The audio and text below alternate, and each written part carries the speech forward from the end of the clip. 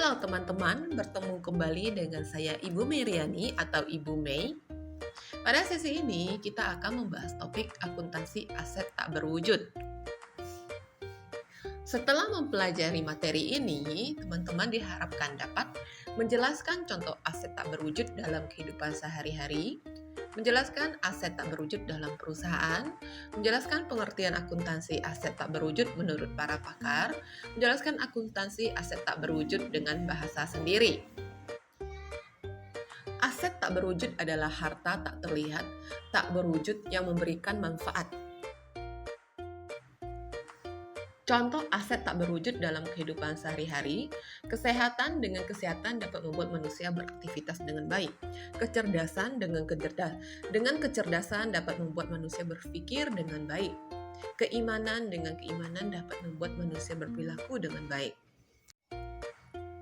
Contoh aset tak berwujud dalam bisnis atau perusahaan, hak cipta seperti dalam bentuk karangan buku, seorang musisi yang memiliki hak cipta terhadap satu lagu yang diciptakan, obat-obatan dari perusahaan farmasi untuk jangka waktu tertentu dapat menghasilkan keuntungan yang besar bagi perusahaan.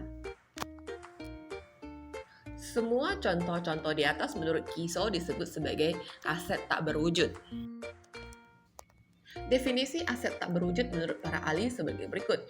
Kiso 2010, aset tak berwujud adalah aset teridentifikasi non-moneter yang tidak dapat disentuh diukur secara fisik. Stephen Bragg, CPA, aset tak berwujud adalah aset non-fisik yang mempunyai masa manfaat lebih dari 1 tahun. Obaidullah Jan, aset tak berwujud adalah aset jangka panjang perusahaan yang teridentifikasi namun tidak hadir secara fisik. Pengertian aset tidak berwujud menurut para ahli. Harrods, aset tak berwujud adalah aset yang tidak dapat disentuh. Menurut para ahli yang bergabung dalam Web Finance, aset tak berwujud adalah sumber daya jangka panjang yang dimiliki semua entitas namun tidak nampak secara fisik. Dari penjelasan di atas dapat dikatakan bahwa aset tak berwujud adalah harta tak terlihat yang memberikan manfaat.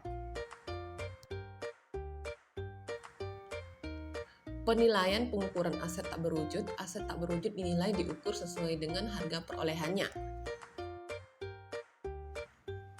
Biaya perolehan aset tidak berwujud terdiri dari harga beli termasuk biaya masuk, impor, dan pajak pembelian yang tidak dapat dikembalikan setelah dikurangkan diskon dan rabat. Segala biaya yang dapat dikaitkan secara langsung dalam mempersiapkan aset tersebut sehingga siap untuk digunakan. Pengakuan aset tak berwujud. Aset tak berwujud diakui pada saat diperoleh dengan ketentuan. Biaya-biaya dalam perolehannya bisa diukur dengan handal. Individu atau perusahaan berpotensi akan mendapatkan manfaat ekonomi di masa yang akan datang dari aset tersebut. Pencatatan aset tak berwujud. Pencatatan akuntansi untuk pembelian dan amortisasi aset tak berwujud secara sederhana adalah sebagai berikut. Pembelian, amortisasi di debit, aset tak berwujud di debit, biaya amortisasi di kredit, kas di kredit. Pelaporan aset tak berwujud. Aset tak berwujud disajikan dalam neraca pada kolom aktiva dan dicatat sesuai dengan nilai bersih setelah dikurangi oleh akumulasi amortisasi.